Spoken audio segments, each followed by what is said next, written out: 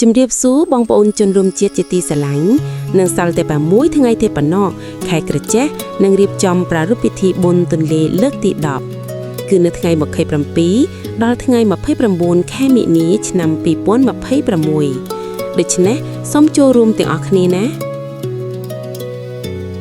ក្រសួងទេសចរនៅថ្ងៃទី18ខែមីនាឆ្នាំ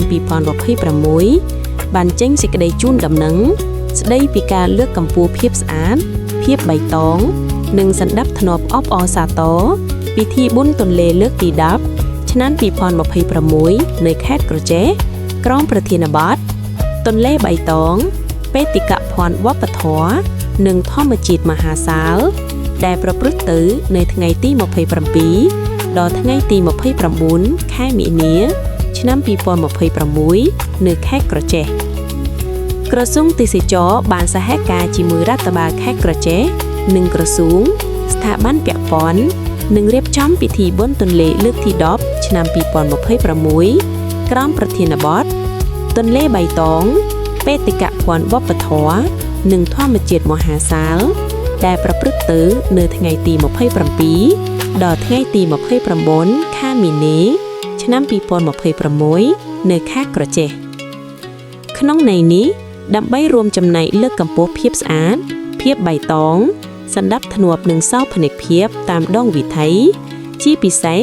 ចាប់ពីគោលដៅរាជធានីភ្នំពេញឆ្ពោះទៅកាន់ខេត្តក្រចេះក្រសួងទេសចរស្នើសុំការចូលរួមពីរដ្ឋបាលរាជធានីខេត្តអាជ្ញាធរដែនដីមន្ទីរអង្គភាពនិងសាធារណជនទាំងអស់ចូលរួមសម្អាតនៅតាមដងវិថីដាំផ្កាចងទង់ជាតិនិងរៀបចំសណ្ដាប់ធ្នាប់សម្រាប់ស្វាគមន៍ភ្ញៀវទេសចរជាតិនិងអន្តរជាតិ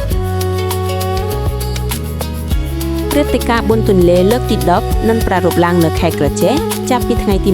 27ដល់ថ្ងៃទី29ខែមីនាឆ្នាំ2026នាពេលខាងមុខនេះនឹងមានព្រឹត្តិការណ៍ជាច្រើនទៀតរួមមាន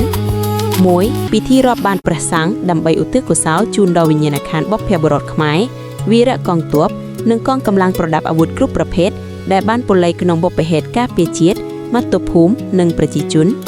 2កម្មវិធីដុតក្រឡាននៅក្រចេះដឹងគុណវីរៈកងទ័ពនិងកងកម្លាំងប្រដាប់អាវុធគ្រប់ប្រភេទនិងផ្ញើក្តីនឹករលឹកដល់ប្រជាជនភៀសឹក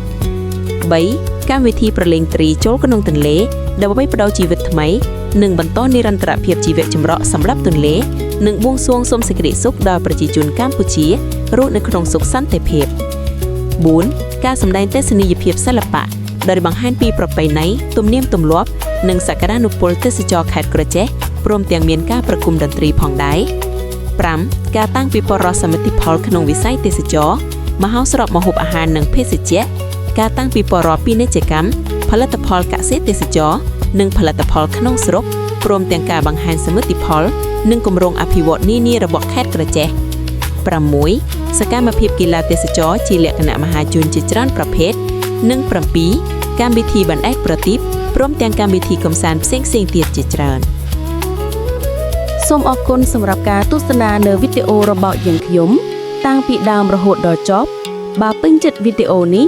សូមអស់លោកអ្នកនាងជួយចុច like និង subscribe ដើម្បីទទួលបានវីដេអូបន្តទៀតសូមអរគុណ